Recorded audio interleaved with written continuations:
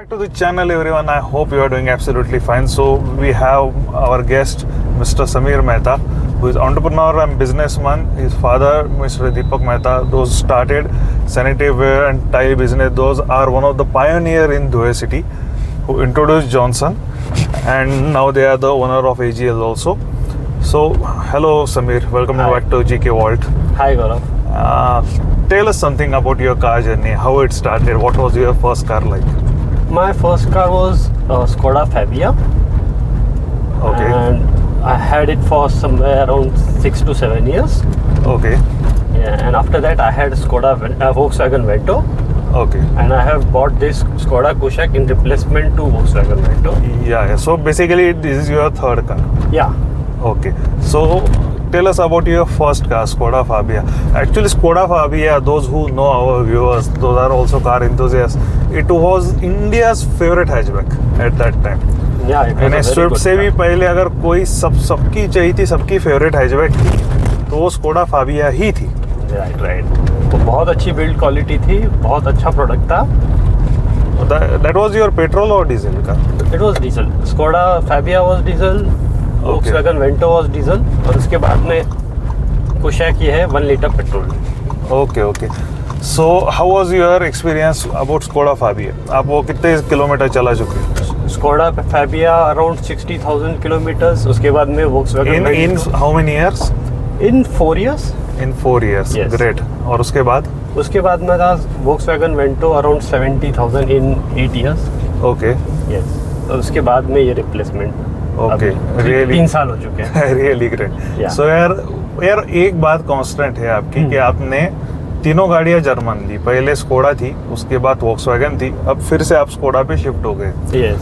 So why Germans? Basically इसके पहले एक मारुति भी ओन की है, बट बहुत शॉर्ट ड्यूरेशन के लिए थी, Maruti Suzuki Swift. Okay. Yes. But उसमें रिलायबिलिटी से ज़्यादा उसमें बिल्ड क्वालिटी के इश्यूज बहुत थे. और एक मेजर एक्सीडेंट से बच के निकल गए. Okay. Tell us something about that incident. What was that incident? Basically car में ABS ना होने की वजह से ब्रेकिंग प्रॉपर नहीं हो पाया. Okay. ब्रेकिंग के लिए बहुत टाइम लिया और एक SUV को हिट करने के बाद में बहुत मेजर डैमेजेस आए, जबकि SUV को मारुति की कौन सी गाड़ी थी? Suzuki Swift. Okay, Swift, iconic. Swift diesel. Swift diesel, one of the first generation. Yes. Yes.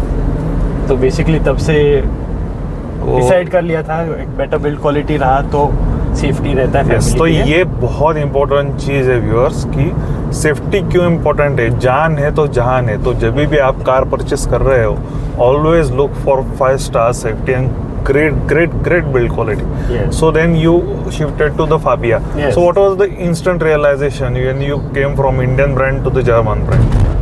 Fabia में बिल्ड क्वालिटी बहुत अच्छा था, 5 स्टार रेटिंग था, प्रॉपर यूरोपियन बिल्ड था, इंजन अच्छा था, तो ओवरऑल ड्राइविंग एक्सपीरियंस बहुत अच्छा था. Okay, and smooth also. Yeah. One of my cousin sister was had a Fabia also, तो मैंने भी वो बहुत चलाई है, एक्चुअली भगाई है. उसका in gear acceleration pickup top notch था. I still remember driving this car and that was really awesome. Then you shifted to the Vento. Yes. So first was your hatchback, then you shifted to sedan. Yeah. So how was experience in that sedan? Basically hatchback और sedan में ज़्यादा कोई फ़र्क नहीं पड़ता apart from space. Yes. But drivability दोनों में ही बहुत अच्छी मिलती है, चलाने में बहुत मज़ा आता है. Yes. हाँ. एंड आपकी सीट बहुत अपराइट थी. मैंने मेरे हाइट के हिसाब से उसको लोअर कर लिया है. SUV लेवल्स के हिसाब से. Yes. But I like sedan comfort, so मैंने सीडान उसको का बहुत फ़र्क पड़ता है. जो हैचबैक चलाते हैं वो रिलेट कर पाएंगे. इसको मैंने अपनी ड्राइविंग पोजीशन के हिसाब से बहुत अच्छे से लोअर कर लिया. सो फिर आपने स्कोडा की वेंटो ली. वेंटो का एक्सपीरियंस कैसा था? What was VW was like? Vento का एक्सपीरियंस बहुत अच्छा था. फैबिया से ज़्यादा बेटर बिल्ड क्वालिटी थी. पावरफुल इंजन था, डीजल था. यस. टॉर्क अच्छा था. यस. और कंफर्ट में तो बहुत अच्छी थी गाड़ी. यस. बट कुछ एज फैक्टर्स थे, 8 साल हो चुके थे गाड़ी को, ओके। तो रिप्लेसमेंट तो मस्त था। आपने वो कितने किलोमीटर चले? 70,000। वो 70,000 अराउंड। ओके। सो 70,000 के बाद आपने चेंज करके फिर से स्कोडा यानी फिर से जर्मनी लेने का क्यों सोचा? उस वक्त बाकी सारे ब्रांड्स ट्राई किए, उस वक्त ऑफ कर दो। ओके। उस वक्त बेसिकली सीडान्स में कोई बेटर ब्रांड, बेटर ऑप्शन था नहीं। वोक्सवैगन वेंटो लेते वक्त होंडा सिटी भी प्रेफर किया था, पर वो मज़ा नहीं आया। फिर बेसिकली सिर्फ एसयूवीज ही ऑप्शंस बचे थे, उसमें मैंने मारुति तो ट्राई की ही नहीं। ओके। ह्युंडई के लिए, क्रेटा के लिए मैंने ट्राई किया, बट कंपनी शोरूम का ऐसा बोलना था कि हम लोग टेस्ट ड्राइव नहीं देते, हमारी गाड़ी नाम पे बिकती है। Okay okay. अच्छा, या it was worst behaviour Yes, यार। आप yes. टेस्ट राइड नहीं दोगे तो कौन लेगा आपकी गाड़ी, और चाहे उसको कितनी भी डिमांड हो। यस और हमारा एक जनरल रूल है, जब तक गाड़ी टेस्ट ड्राइव ना करो, जब तक पता ना चले प्रोडक्ट चलाने में कैसा है, तब तक हम परचेस करते हैं। यस व्यूअर्स, ये एक बहुत इंपॉर्टेंट टॉपिक है। आप चाहे जितनी वीडियो देख लो, जितनी गाड़ी के बारे में डिस्कस कर लो, पर जब तक आप खुद बैठ के वो गाड़ी नहीं चला लेते, तब तक आपको वो समझेगा नहीं कि आपके टेस्ट के हिसाब से वो गाड़ी बनी या नहीं बनी। राइट। और उसके बाद में किया के लिए, सेल्टॉस के लिए ट्राई किया। यस। तब सेल्टॉस में कुछ फेसलिफ्ट आने वाला था, तो Yes, उनको yes, कोई yes. इंटरेस्ट था नहीं ट्रायल के लिए। यस। वो बोल रहे थे महीना रुको, 2 महीना रुको, उसमें 6 महीने निकाल लिए। ओके उनका भी सेम वही इशू, टेस्ट ड्राइव नहीं मिला। ओके। और टाटाज में ये रेंज में नेक्सॉन आती है, बहुत छोटी गाड़ी है, यस। साइज़ वाइज बहुत छोटी गाड़ी है, एक मीडियम साइज और कंपैरेटिवली बेटर कंफर्ट जो वेंटो में था वो देख रहे थे। तो तब हम वोक्सवैगन का टाइगून प्रेफर कर रहे थे पहले। ओके। यस सो टाइगून और कुशाक ये भाई बहन है, yes yes, same parent company है, सेम कंपनी, गाड़ी का इंजन भी सेम है, राइट। सिर्फ फिजिकल अपीयरेंस अलग है, इंटीरियर अलग है। बेसिक फीचर्स में वेरिएंट वाइज थोड़ा फीचर्स में वेरिएशन है। Yes yes yes yes. हाँ, तो इसी के कंपैरेटिवली टाइगून का जो वेरिएंट था उसमें कुछ फीचर्स ऐसे थे जो मुझे रिक्वायर्ड नहीं थे और कुछ ऐसे थे जो मैं मिस कर रहा था। यस। तो कुशाक में मुझे वो सारे फीचर्स मिल गए जो मैं देख रहा था। Okay.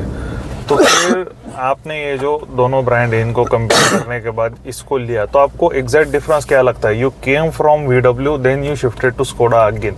So after driving both cars you must have felt the difference कि वोक्सवैगन और स्कोडा में ये फ़र्क है, आप वो बताइए। बेसिकली फ़र्क में कोई ज़्यादा है नहीं, सिर्फ क्वालिटी वाइज थोड़ा फ़र्क जाता है, लुक वाइज थोड़ा फ़र्क जाता है।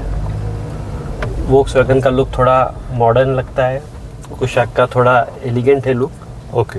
बट बाकी बेसिक फीचर्स वगैरह में माइनर फ़र्क है, कोई बड़े फ़र्क है नहीं। Yes yes yes. तो ये गाड़ी आप कितना चला चुके हैं अभी? 40,000। 40. So coming back to this car now, we have seen so much history and you are really a knowledgeable person about cars.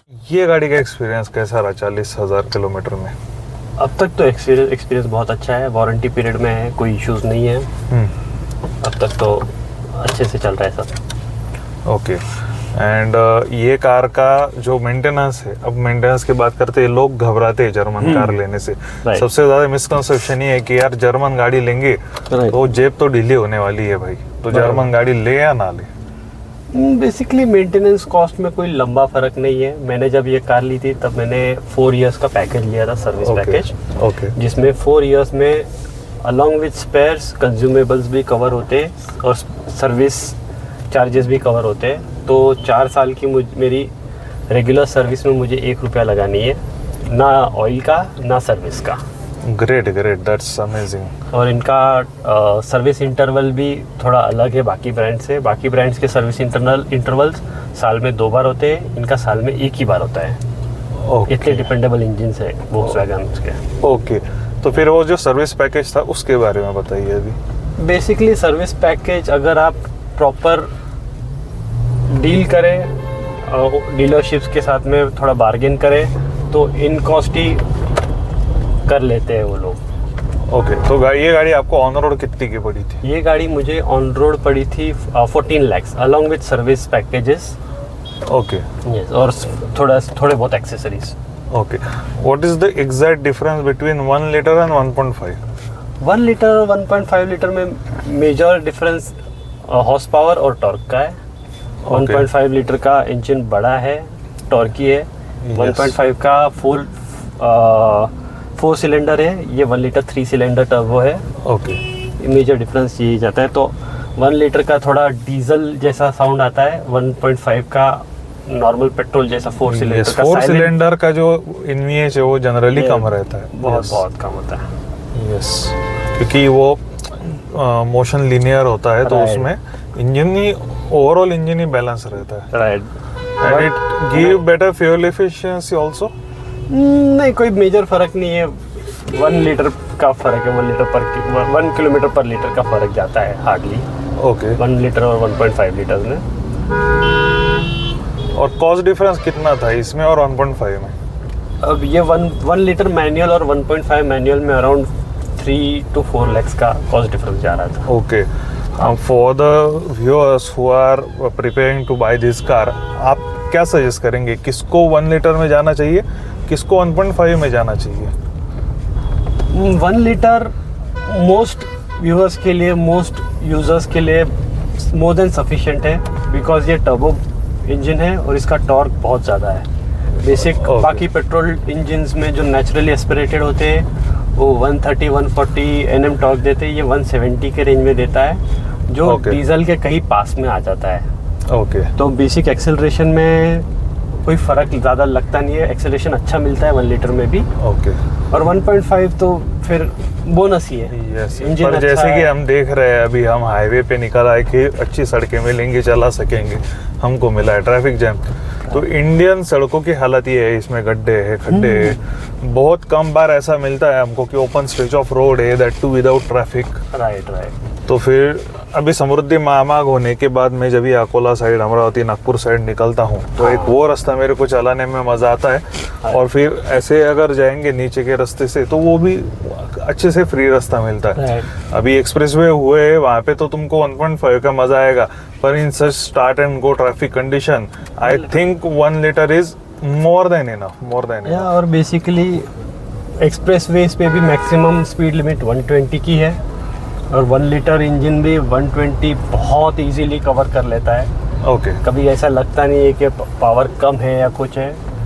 On an average 120 की स्पीड पे आपका 3-3.5 हज़ार के आरपीएम पे ही गाड़ी चलती है, जबकि इसका मैक्सिमम आरपीएम 6000 है। तो पावर तो और भी बहुत है, अवेलेबल बहुत है। तो फिर देखिए अभी हमारे ऑफ रोडिंग काइंड ऑफ हो रहा है, रास्ता तो कुछ है नहीं खास, पर फिर भी हमें रास्ते पे क्या चल रहा है इतना समझ में नहीं आ रहा है। इसके सस्पेंशन के बारे में बात करते हैं। अभी आपने चलाया, what is your experience with suspension of this car? इसके सस्पेंशंस थोड़े डिफरेंट है बाकी ब्रांड से। इन जनरल स्लो स्पीड्स पे थोड़े स्टिफ है, बट जब आप स्पीड पकड़ो, एक्सेलरेशन थोड़ा हाईवे पे अच्छा लो, थोड़े हायर स्पीड्स पे चलाओ, तो आपको छोटे खड्डे, छोटे बम्प्स कुछ फील भी नहीं होंगे। यस, बहुत ही बढ़िया एक्सेलरेशन है। जैसे कि हम अभी देख पा रहे हैं, हम काइंड ऑफ ऑफ रोडिंग ही कर रहे हैं। यहाँ पे कोई रास्ता नहीं है, पर ट्रैफिक से बचने के लिए हमने यहाँ से डाला, तो गाड़ी बहुत ही स्मूथली और सॉफ्टली निकल रही है। So overall experience is really good, really amazing. तो अब गियर के बारे में बात करते हैं। जैसे कि हम चला रहे हैं, ये 6 स्पीड मैनुअल ट्रांसमिशन है। राइट। तो अभी 6 स्पीड मैनुअल ट्रांसमिशन के बाद इसमें ऑटोमेटिक भी आता है, इसमें DCT आता है स्कोडा का, और वोक्सवैगन का DSG है। राइट। तो what is the exact difference between DCT Skoda में भी DSG ही आता है। ओके, दोनों में engine same, automatic gear box भी सेम ही है। ओके, तो DSG तो बेसिकली अच्छा ही है, बट DSG का स्लो स्पीड में थोड़ा इशू आता है। ओके, स्लो स्पीड में फर्स्ट और सेकंड में वो बहुत ज़्यादा वेरी करता है गियर। ओके, ये वो मैनुअल में वो इशू नहीं। मैनुअल में जितनी रेव लिमिट पे जैसे चलाना है वैसे चला सकते हैं। ओके, ऑटोमेटिक से उनका ऑटोमेटिक अप शिफ्ट करता है, डाउन शिफ्ट करता है, तो वो मज़ा नहीं आता। Yes, start and go traffic में ऑटोमेटिक अच्छा है। ऑटोमेटिक अच्छा है, बट 1 लीटर का ऑटोमेटिक अच्छा है 1 लीटर में। यस। और ऑटोमेटिक का मेंटेनेंस भी बढ़ता है? हाँ, थोड़ा बढ़ता है। Okay, it's not that major? नहीं, कोई बड़ा मेजर नहीं है। ओके, ऑटोमेटिक में भी इनके गियर बॉक्सेस बहुत अच्छे हैं।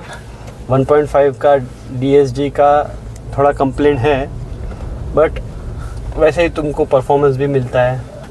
यस और DSG गियरबॉक्स ऐसा है जो वोक्सवैगन और बाकी ब्रांड्स उनके हायर प्रोडक्ट्स में यूज़ करते हैं, तो एक सुपीरियर गियरबॉक्स लोअर रेंज में मिलता है तो उसका मजा अलग आता है। ओके, अभी यार समीर भाई इंडियन मेंटेलिटी की बात करते हैं कि लोगों को खाली गाड़ी में एवरेज चाहिए और लोगों का सबसे कॉमन सवाल एक ही होता है कि गाड़ी कितना देती है, कितना देती है और रीसेल वैल्यू क्या मिलता है। हाँ, रीसेल वैल्यू क्या मिलता है। राइट। तो अब जर्मन गाड़ियाँ जो है वो बहुत ट्राई कर रही है, कोशिश कर रही है कि अपना सर्विस नेटवर्क सुधारे, आफ्टर सेल सुधारे, सब करे।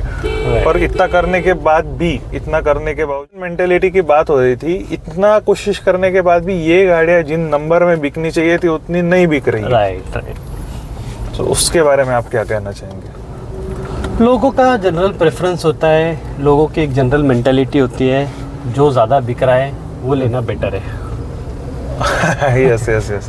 तो इसलिए मारुति और टाटा की गाड़ियाँ जनरली ज़्यादा बिकती है। जैसे Hyundai के शोरूम वाले ने बताया, हमारी गाड़ी की टेस्ट ड्राइव की ज़रूरत नहीं, नाम पे ही बिकती है। Yes yes yes. वो मेंटालिटी के हिसाब से देखने जाओ। और आज के तारीख में हाईवे ड्राइविंग में बहुत लोग ड्राइवर्स प्रेफर करते हैं, तो वो लोग शोफर ड्रिवन होते हैं, तो वो ये नहीं देखते कि ड्राइविंग फील कैसा है, एक्सपीरियंस कैसा है, उनको फर्क नहीं पड़ता, वो बैक सीट कंफर्ट देखते हैं, रियर इसमें कंफर्ट। राइट। पर आज भी जो ड्राइवर है, ड्राइवर सेंट्रिक जो है, जिनको चलाने में मजा आता है, वो जर्मन ही प्रेफर करते हैं। राइट। जर्मन है, कुछ कोरियन ब्रांड्स भी है, उसमें कुछ परफॉर्मेंस व्हीकल्स अच्छे, जैसे i20 N-Line हो गया। यस। हाँ, तो बट उनके बेसिकली वो सेल्स वैसे फिर भी परफॉर्मेंस गाड़ियाँ जो थी इंडिया में, वोक्सवैगन ने अपनी पोलो बंद कर दी। राइट। स्कोडा की ऑक्टाविया RS आने वाली थी, ऑक्टावा आती थी, वो भी बंद हो गई।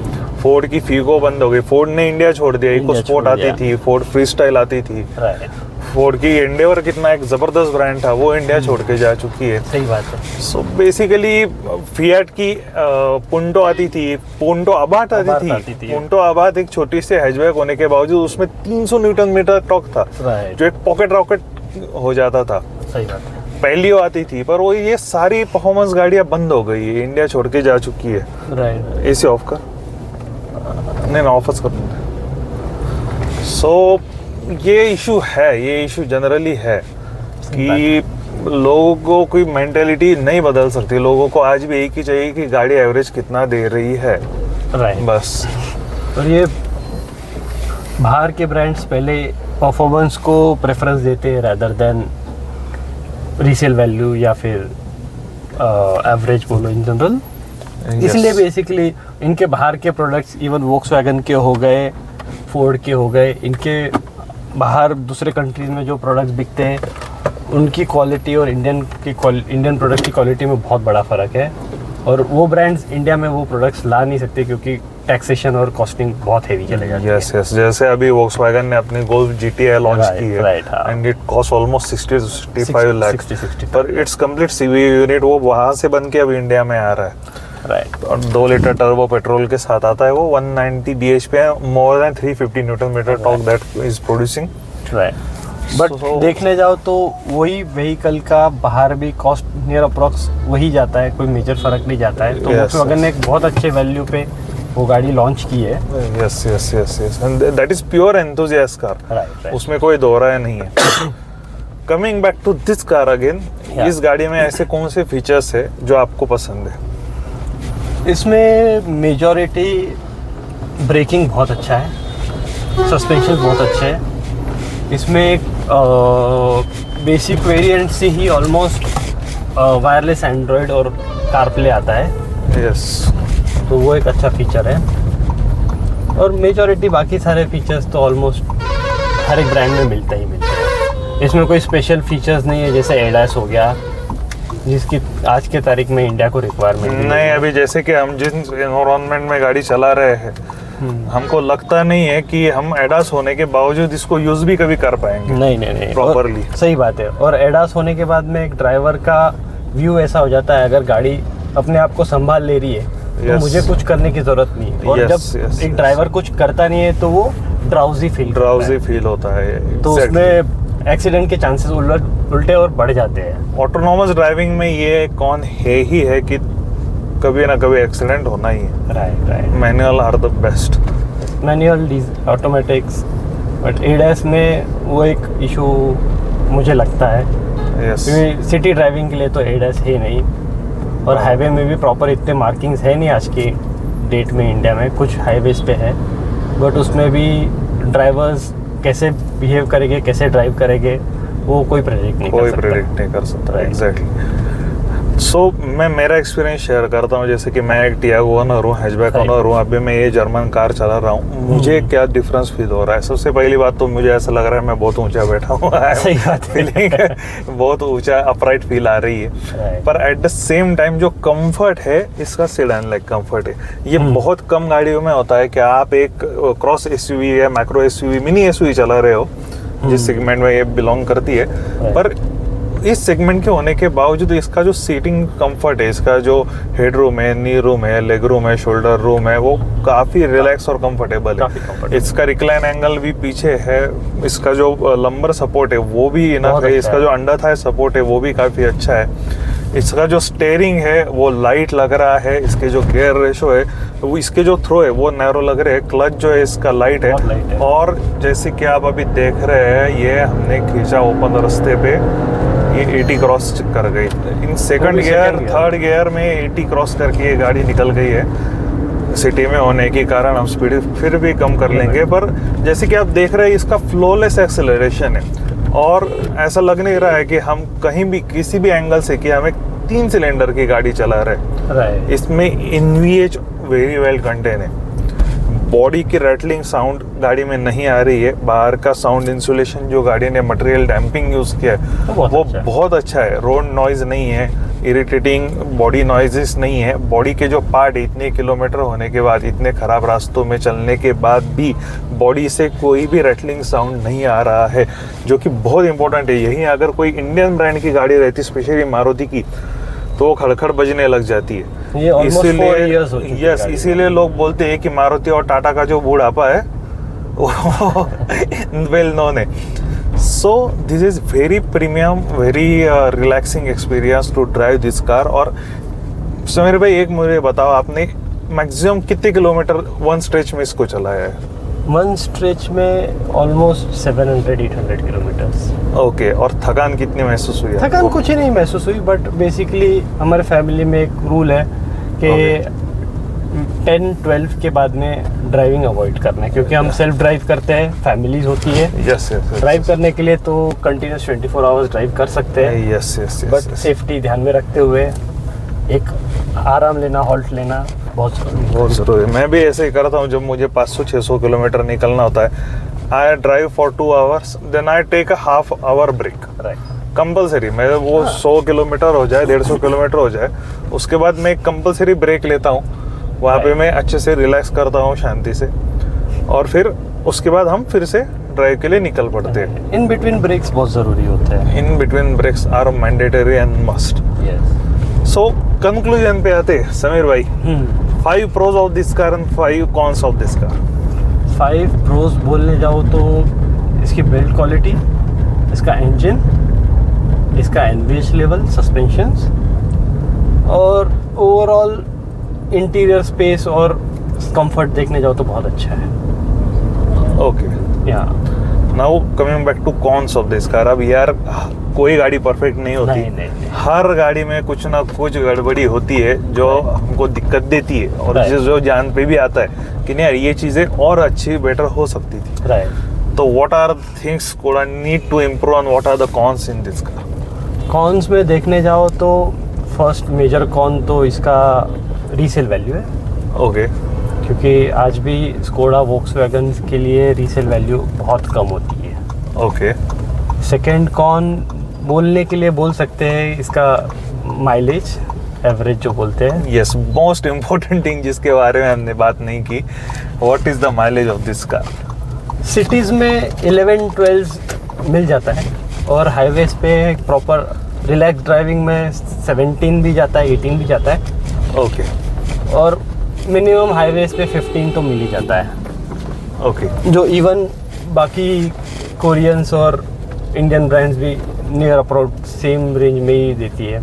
ओनली डीजल्स थोड़ा हायर एवरेज देती है, बाकी Yes. पेट्रोल्स में एक ये स्टैंडर्ड हो चुका है इंडियन मार्केट का, Yes. 10 to 16, 10 to 18, तो कोई एवरेज का बड़ा फर्क नहीं है। एवरेज का वैसे भी स्कोडा और VW चलाने वाले एवरेज के बारे में Average के ज्यादा बारे में- सोचते नहीं जो हैं। वैल्यू रेशियल वैल्यू के बारे में सोचता नहीं है, वो एवरेज के बारे में नहीं सोचता। कोई इसके बारे में सोच के मतलब Right, नहीं है right. कि अगर आपको एवरेज चाहिए हो तो आज भी डीजल बेस्ट है, ईवी बेस्ट है, हाइब्रिड हाइब्रिड है, डीजल है। हाइब्रिड तो अभी इवॉल्व होना जरूरी है, क्योंकि हाइब्रिड की रेंज बहुत कम दे रहे हैं वो, कि इलेक्ट्रिक में बहुत कम चलती है। जब Right. इलेक्ट्रिक में भी 300 चलेगा और पेट्रोल में भी 300 चलेगी, ऐसे जब बहुत वो फर्क गाड़ी पड़ेगा। 600 किलोमीटर कवर करेगी तब एवरेज लेने का मजा है। Right. So out of 10 how many star, what is the rating you will give to this car, specially this brand? Out of 10 इस ब्रांड का, इस ब्रैकेट में, जो जिस ब्रैकेट में ये कार बैठती है, मैं प्रॉपर एक कुशाक या फिर वोक्सवैगन टाइगून को ऑन एन एवरेज 7 से 8 स्टार्स दूंगा, डिपेंडिंग ऑन Yes. कौन सा वेरिएंट लेते हैं, 1 लीटर इंजन लेते हैं या 1.5 लेते हैं। यस यस क्योंकि 1.5 लीटर के इंजन को कंपेरेटिवली बाकी कोई प्रोडक्ट ही नहीं है इंडियन मार्केट में। कंपेयर करने जैसा कुछ नहीं, है ही नहीं कोई उधर। है ही एग्जैक्टली नहीं। Exactly this two cars don't have anyone in the comparison, Taigun and Kushaq, ये 1.5 दोनों एक दूसरे के कंपटीशन में यस हैं। 1.5 DSG का जो कॉम्बिनेशन है, उसको कंपैरिजन में बाकी कोई भी ब्रांड नहीं है। इवन उनका आउटपुट ज़्यादा भी हो, बट फील में जो है वो ये दो अच्छे हैं। और सिटी ड्राइविंग के लिए ईवी में ये एक बहुत मजेदार कार लॉन्च हुई है एमजी ने जो निकाली, MG comet. Can you believe this, ये छोटी सी कार 9.5-10 लाख की आती है 9.5 ऑन रोड। सो इस गाड़ी का भी रिव्यू करेंगे अपने चैनल पे। हमारे एक दोस्त है डॉक्टर, मैं अभी नाम नहीं लूंगा, उन्होंने जस्ट ली है ये गाड़ी भी आएगी अपने चैनल पे। So that's all for today guys, बहुत लंबा वीडियो हो चुका है and thank you so much mister Sameer, आपने बहुत प्रिसाइज इन्फो दी। और जो गाड़ी कम से कम 40-50 हज़ार किलोमीटर चला चुका है और जिसने गाड़ी को लंबा रखा है और चला है, Right. वही कार का एक प्रॉपर इन्फो दे सकता है और प्रॉपर रिव्यू दे सकता है। तो इसीलिए हमने रियल ओनर लेके आए और उनको वही आपको लॉन्ग टर्म रिव्यू बता सकते। तो अगर आपको ये गाड़ी रखनी है तो और आप ये कितने साल रखेंगे? ये ऑलमोस्ट 4 इयर्स हो चुके हैं और आई डोंट थिंक कि और 4 साल कोई दिक्कत आएगी। यस, इवन एक्सटेंडेड वारंटी लेने वाला हूँ मैं, जिससे और 2 साल मेरा वारंटी कवर हो जाएगा ओके। और 6 इयर्स तो ऐसे ही निकल जाएंगे। तो आई डोंट थिंक 8 से 10 इयर्स कोई इशू है ये प्रोडक्ट, अनटिल एंड अनलेस कोई अच्छा प्रोडक्ट आ जाए तो आपकी खरीदने की इच्छा हो जाए। और अभी मार्केट में कोई गाड़ी है जिस पे आपकी नज़र है, जो आपको पसंद आ रही है? आज के डेट में टाटा की जो हैरियर ईवी है, एक बहुत अच्छा प्रोडक्ट लॉन्च Yes, हुआ है। just launched. Yes. More than 500 Newton meter of torque and बहुत अच्छा प्रोडक्ट है। 250 और समथिंग bhp की पावर है उसमें। हाँ, तो जो प्राइस ब्रैकेट में उन्होंने लॉन्च किया है, बहुत अच्छा रेंज है, Yes, तो वो एक अच्छा प्रोडक्ट है। yes, yes. That's it for today, guys. If you like my video, please like, comment, share, subscribe to my YouTube channel. Thanks for watching. Thank you so much. Thank you so much. brother. Thank you. Yeah.